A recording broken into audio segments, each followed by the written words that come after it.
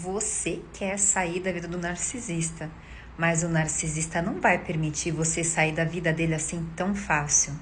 Muito pelo contrário. A vítima, quando ela quer realmente, ela já descobriu que está num relacionamento tóxico, não aguenta mais, ela pode pedir o divórcio, porque existem duas situações, na verdade três. Quando a vítima descobre que não tá legal o relacionamento, quer cair fora, que isso é muito difícil acontecer. Quando o narcisista, ele já tá num processo de descarte, e aí existem duas situações. Quando ele provoca para a vítima pedir o término do relacionamento, ou ele realmente vem do nada e descarta a vítima pior do que papel higiênico.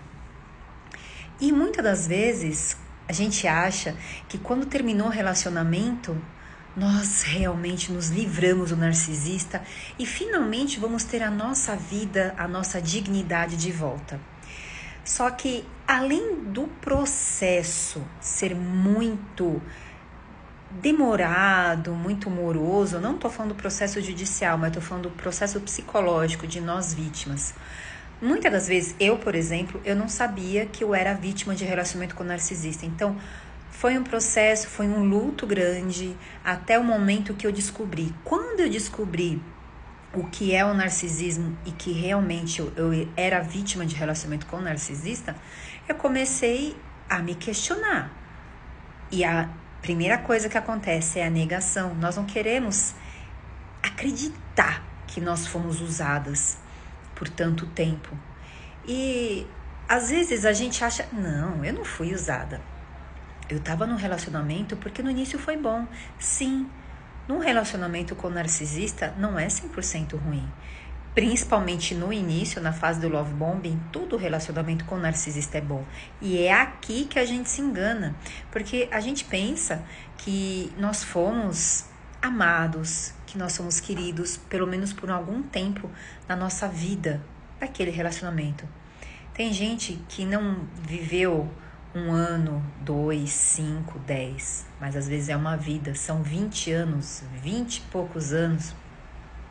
E muitos falam, mas foi só no final que foi ficando, mas no início foi legal.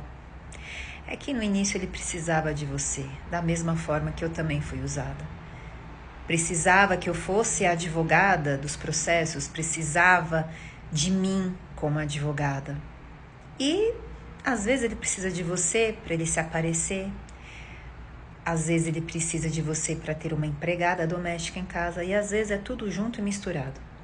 Quando ele já alcançou o objetivo e ele não precisa mais da vítima, ele já começa a maltratar. E às vezes a gente até chega e pergunta, mas peraí, mas por que no início você era assim e agora você está totalmente diferente? E o narcisista, ele mesmo, eu ouvi.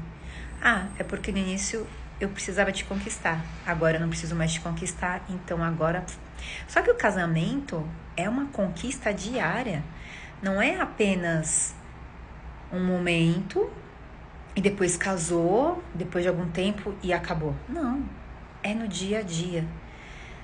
E quando você se termina o relacionamento, se divorcia do narcisista, ou às vezes nem é divórcio, é dissolução de união estável, cada um pega seus trapinhos e vai para sua casa, às vezes a gente pensa, ufa, graças a Deus agora eu vou começar a minha vida. Só que o narcisista não vai deixar barato, principalmente se você tem filho e menor de idade.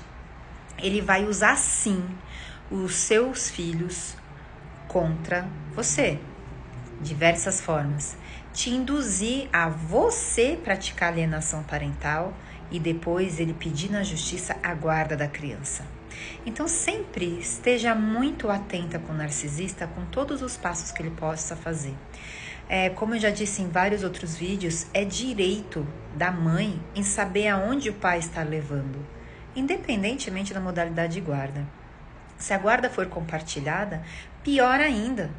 Não é porque é dia da visita do pai, do narcisista, que ele vai chegar num tempo e vai falar, vou pegar a criança, o filho é meu e eu faço o que eu quiser, não vou te contar. Não é assim que funciona, principalmente porque a criança está sempre com você e se acontecer alguma coisa, é você que vai correr em médico, vai dar remédio, vai ficar a noite sem dormir. E é exatamente isso que o narcisista quer.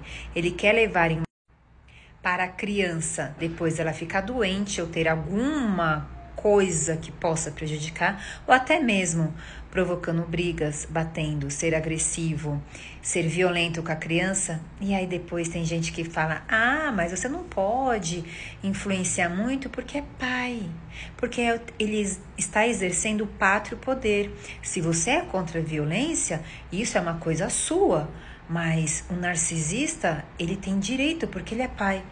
Em que mundo que nós vivemos? Da mesma forma que essas pessoas afirmam isso hoje, um tempo atrás, as mulheres eram proibidas de trabalhar. As mulheres não tinham direito a votar, não podia nem frequentar universidades. Então, nós temos que quebrar estes tabus. Ah, mas precisa provar na justiça que a pessoa é narcisista. Será que a mãe não sabe quem é o filho? Lógico, existem também situações de que as pessoas acabam se aproveitando e às vezes elas querem mostrar que o outro é narcisista, porque isso é típico de narcisista. Ele aponta para a vítima aquilo que ele é.